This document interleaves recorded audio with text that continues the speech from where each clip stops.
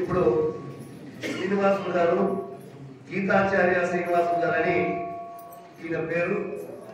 ఈయన ఆర్మీలో పనిచేసి దేశభక్తుడుగా పేరుగాంచి ఇప్పుడు దైవభక్తుడుగా వచ్చి భగవద్గీతను పట్టుకొని అనేక గ్రామాలలో తిరుగుతూ చక్కని శ్రావ్యమైన కంఠంతో భగవద్గీత శ్లోకాలను అర్థవంతంగా దోషం లేకుండా చదువుతూ చక్కటి మార్గంతో వారు ఉపదేశాలు చేస్తున్నారు.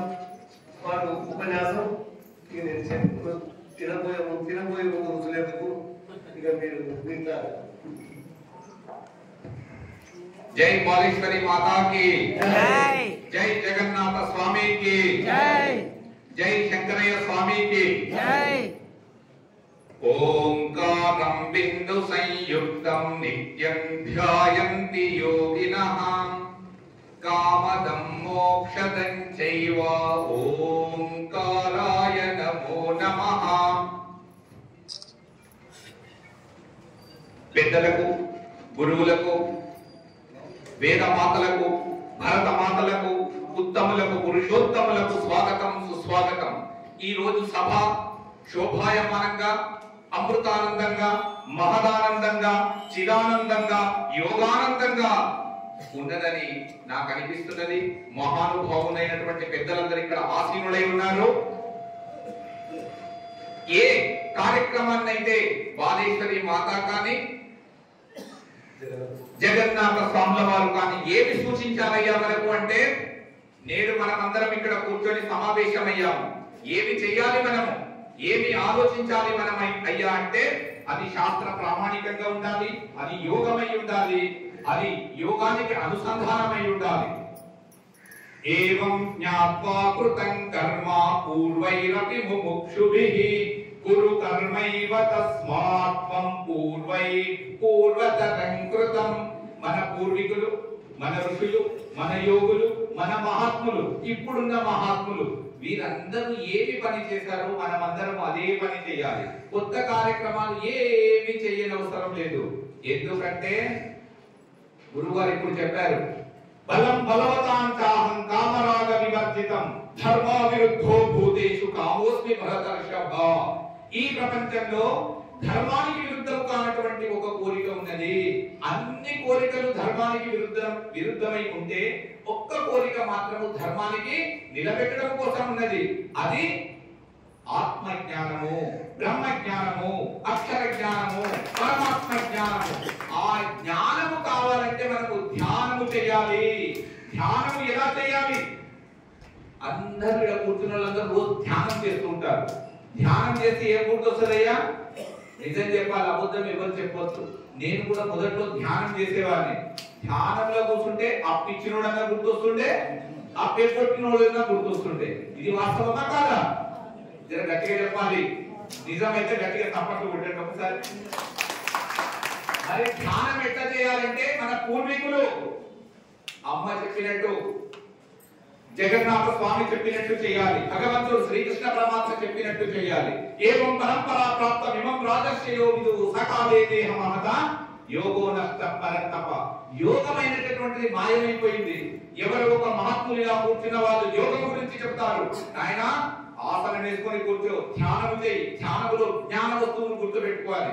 కానీ మనము ధ్యానం చేయడం మర్చిపోయాము. పెద్దలను విస్మరిస్తున్నాము, గురువులను మనం గుర్తుపట్టడం లేదు. ఇలాంటి అంధ వ్యవహారంలో జీవిస్తున్నటువంటి మనము ఏమి ఆలోచిస్తున్నామో ఒక్కసారి ఆలోచించాలి. భారతదేశము వేదాలకు, ఉపనిషత్తులకు, దర్శనాలకు, భారత భాగవత రామాయణాలకు భగవద్గీత ఆలవాలమై ఉన్నది. ఒక్కరన్నా చదువుతున్నారా? తల్లిదండ్రులు ఇచ్చే ఆస్తులు కావాలి, అత్తమామలు ఇచ్చే ఆస్తులు కావాలి. మనం ఏం సంపాదించకుండా సరే ఏం చేస్తున్నాం ఆయన అని అమ్మ నాన్నను నిందించేటటువంటి తత్వం ఎక్కువైపోయింది. తల్లిదండ్రులను పూజించండి, పెద్దలను గౌరవించండి, గురుజనులకు సేవ చేయండి. ప్రతినిత్యము ఉదయము, మధ్యాహ్నం, రాత్రి 15 నిమిషాలు ధ్యానం చేయండి. ధ్యానేనాత్మని పశ్యంతి కేచిదాత్మానమాత్మన అన్యే సాంఖ్యేన యోగేన కర్మయోగేన చాపరే. మీరు ధ్యానం చేస్తే జ్ఞానులు అవుతారు. ఆ జ్ఞానం వలన మీరు ముక్తులవుతారు. మీరు బ్రతికుండగానే జీవన్ ముక్తులవుతారు. ఇది భారతీయ సనాతన ధర్మము. ఇలాంటి భారతదేశంలో పుట్టి మనమందరము ఆధ్యాత్మిక జ్ఞానానికి వారసులమై ఉండి మా అమ్మ నాయన ఇచ్చిన ఆస్తులు, మా ఊరి ఆస్తులు, మా ఆస్తులని కొట్లాడుతున్నాము. జడము మిమ్ములను రక్షించదు, చైతన్యము మిమ్ములను రక్షిస్తుంది. ప్రతినిత్యము మనము తెల్లవారక ముందే నిద్రలేసి ఏం చేయాలి? ధ్యానం చేయాలి. ఎట్లా చేయాలి? కృష్ణుడు చెప్పినట్టు చేయాలి.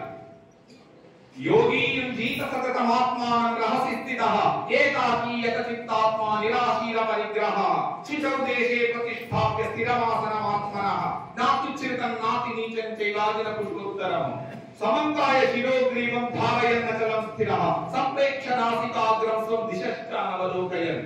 మీరు ఇట్లా ధ్యానం చేయాలి. ఆ ధ్యానాన్ని ఎలా చేయాలో గురువులని ఆశ్రయించి తెలుసుకొని ఉపదేశంగా స్వీకరించి చేయాలి. అలాంటి ఉపదేశాలను ఇచ్చింది నా బాలేశ్వరి మాత. అలాంటి ఉపదేశాన్ని ప్రసాదించారు నా జగన్నాథ స్వామి. అలాంటి జ్ఞానం మనం గట్టిగా పట్టుకోవాలి. ఇది మన పరంపర, ఇది గురు పరంపర. మన తల్లిదండ్రులకు, పూజ్యులకు, తాతలకు, తండ్రులకు, గురువులకు, మహాత్ములకు మనం అందరం రుణపడి ఉన్నాము. వారి యొక్క ఆశయాలను మనము మన భుజ స్కంధముల మీద మోస్తూ ప్రపంచానికి ఒక విశ్వగురు స్థానంలో నిలిపి భగవద్గీతను ప్రబోధించేటటువంటి ఆత్మ గురువు, జగత్ గురువు కృష్ణ పరమాత్మకు మనము శిరస్సు వచ్చి నమస్కరించాలి. అలాంటి మహాత్ములు పుట్టిన గడ్డ మీద మనము పుట్టి వారి వారసత్వానికి నేను వారసుడిని అని చెప్పుకోగలిగే సామర్థ్యాన్ని పెంచుకోవాలి. కర్మభూమి, వేద భూమి, అక్షర భూమి, పరమాత్మ భూమి మన భూమి. ఈ భూమిలో పుట్టడము, ఈ గాలి పీల్చడమే మహాత్ములు పుట్టిన గడ్డ. కాబట్టి మనమందరము ధన్యజీవులము, పుణ్యజీవులము. అట్లాంటి జ్ఞానామృతానికి మనము వారసులమని ప్రతినిత్యం యోగము చేయడం మనం తెలుసుకోవాలి. ఎట్లా చేయాలంటే గురువుల దగ్గరికి పోయి అడగాలి. తన్విద్ధి ప్రణిపాతేన పరిప్రశ్నేన సేవయా ఉపదేశంతి తే జ్ఞానం జ్ఞానిన తత్వదర్శినః. తత్వాన్ని దర్శించినటువంటి దార్శనికులు మనకు దర్శనాన్ని ఇస్తారు. ఆ దర్శనమే సుదర్శనం అవుతుంది. ఆ సుదర్శనమే మనకు ఒక జ్ఞానామృతం అవుతుంది. అందుకోసము నహి దేహభృతా శక్యం త్యక్తుం కర్మాణ్యశేషతః యస్తు కర్మ ఫలత్యాగి సత్యాగిత్యభిధీయతే. పుట్టిన ప్రతి మానవుడు త్రిగుణముల చేత పని చేస్తూ ఉంటాడు. చేసిన పనికి కర్మ ఫలాలు వస్తాయి. ఆ కర్మ ఫల త్యాగం చేసేవాడు త్యాగి, యోగి.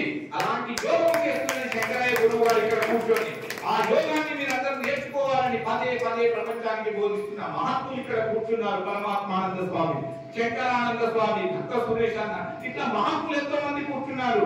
అలాంటి వేదికలో మనం కూర్చొని ఇక్కడి నుండి ఒక్కొక్క వ్యక్తి 1,26,000 మందితో సమానమై ప్రపంచానికి మన బోధనలు వినిపించాలి, మన భగవద్గీత వినిపించాలి, మన వేదామృతాన్ని, మన గానామృతాన్ని, మన మాధుర్యాన్ని ప్రపంచానికి తెలిసేటట్టు చేయాలని ఆకాంక్షిస్తూ, సమయం తక్కువ ఉన్నది కాబట్టి మీరందరూ కూడా మహాత్ములు ఇక్కడికి రావడము, ఈ యొక్క భాషణము వినడము, మంచి పదాలను చెవికెక్కించుకొని రెండే ఉన్నాయి గుర్తుపెట్టుకోండి.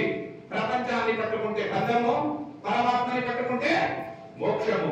నీ దగ్గర మనసు ఉన్నది, ఆ మనసు నిలవదు. ఎన్ని విధాలు తిరుగుతుందంటే వీడనే కూర్చొని ఎక్కడెక్కడో ఆలోచిస్తున్నాం. Body present, mind absent. ఆ మనసును ఎలా నిగ్రహించాలి అనేది గురువులు నేర్పిస్తారు. ఆ మనస్తత్వ శాస్త్రాన్ని నేర్చుకొని మనమందరం ధన్యజీవులము కావాలి, పుణ్యజీవులము కావాలని ఆకాంక్షిస్తూ నా ఈ భాషణాన్ని చక్కగా విన్న మీ అందరికీ మరొకసారి ధన్యవాదాలు తెలియజేసుకుంటూ, ఆశిస్తులు అందజేస్తూ, మహోన్నతమైన ఈ కార్యక్రమానికి శ్రీకారం చుట్టిన పెద్దలకు నమస్కరిస్తూ నా వానికి విరామం ఇస్తున్నాను. బోలో జగన్నాథ స్వామికి జై, బాలేశ్వరి